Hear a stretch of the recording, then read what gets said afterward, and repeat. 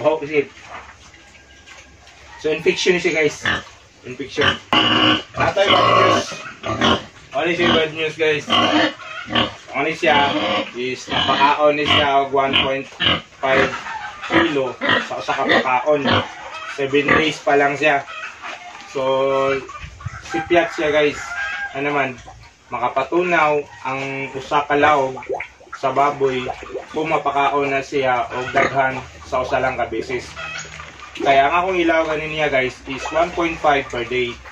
So ang nahitabo is nalawgan sa akong kauban dire og 1.5 sa usa lang ka pakaon. So ang result karon in 15 days ni siya is mao na siya. So natunaw tanan niya nga similya nga atong giiay.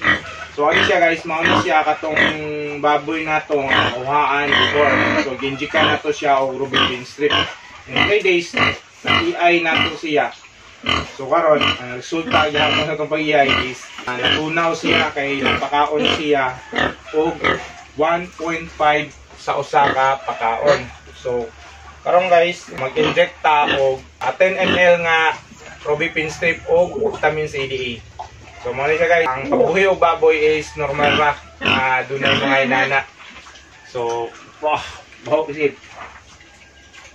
So infection siya guys. Infection.